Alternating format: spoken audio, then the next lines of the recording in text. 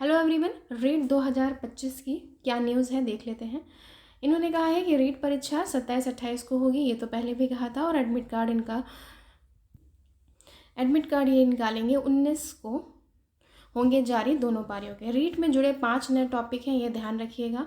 इन्होंने बताया है अभ्यर्थियों से पूछे जाएंगे नई शिक्षा नीति आपको देखनी है, उसके सहित राजस्थानी भाषा भी देखनी है आपको, और साहित्य के सवाल भी आएंगे आपके। ठीक है, ये नए टॉपिक आपके हो जाएंगे। और इन्होंने कहा है कि 27 और 28 फरवरी को आयोजित की जाएगी, ये तो सबको ही पता है। लेवल 1 की परीक्षा 1 शिफ्ट और लेवल 2 की परीक्षा 2 शिफ्ट में होगी। लेवल 1 की परीक्षा 27 की सुबह की शिफ्ट में होगी, जबकि लेवल 2 की परीक्षा 27 दोपहर और 28 फरवरी सुबह की शिफ्ट में कराई जाएगी। 2 दिन के लिए पेपर अलग अलग होंगे। रीट 2024 के नए सिलेबस में लेवल 1 के पेपर और लेवल 2 के पेपर में नए टॉपिक शामिल किए गए हैं। कौन कौन से? राजस्थानी भाषा की सामान्य जानकारी होनी चाहिए, राजस्थानी साहित्य और राष्ट्रीय शिक्षा नीति, प्रारंभिक बाल्यावस्था देखभाल व शिक्षा, बुनियादी साक्षरता संख्या ज्ञान होना चाहिए, स्कूलों में पाठ्यक्रम एवं शिक्षण शास्त्र, शिक्षक समतुल्य व समावेशी शिक्षा, स्कूल शिक्षा के लिए मानक निर्धारण करना होगा, इसका भी आपको जानकारी होनी चाहिए, और समसामयिका की भी, और बाल कल्याणकारी जो राजस्थान में चल रही हैं योजनाएं वो भी आप सब देख लीजिएगा, वो भी आपके टॉपिक में जोड़ दिए गए हैं। और साथ ही राजस्थानी भाषा एवं बोली का सामान्य परिचय के अलावा उर्दू में भी एक नया टॉपिक जुड़ा है, वो भी देख लीजिएगा आप सब। पहली पारी में एग्ज़ाम सुबह 10 बजे से और दूसरी पारी में एग्ज़ाम 2:30 बजे से होगा। अभ्यर्थियों को एडमिट कार्ड 19 फरवरी को जारी कर दिया जाएगा। परीक्षार्थियों को बायोमेट्रिक अटेंडेंस और वह फेस स्कैनिंग होगी। देखिए, आप जाएंगे वहाँ पे, वहाँ आपके बायोमेट्रिक भी लगेगी और फेस स्कैनिंग भी किया जाएगा।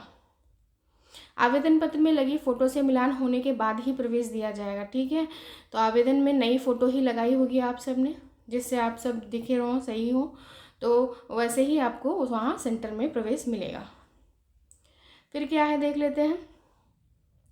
और हाँ, एक खास बात नहीं पता चली कि प्रश्न का उत्तर नहीं देने पर कटेंगे नंबर।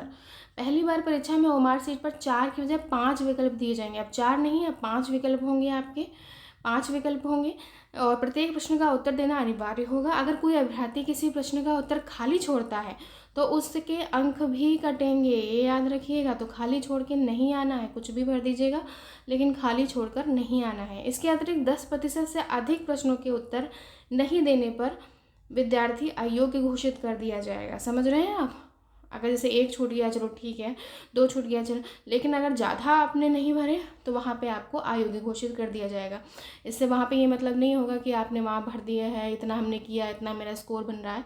नहीं, गोले खाली नहीं छोड़ने हैं। ठीक है, अभ्यर्थियों को इस बार भी आजीवन मान्यता दी जाएगी और इस सर्टिफिकेट की आजीवन मान्यता होगी। इसके बाद आपको कोई भी कोई भी पेपर देने की ज़रूरत नहीं होगी रीट के प्री की। ठीक है ना, उसमें आप अच्छा स्कोर कर लीजिएगा 90 के ऊपर तो आपको आजीवन मान्यता हो जाएगी।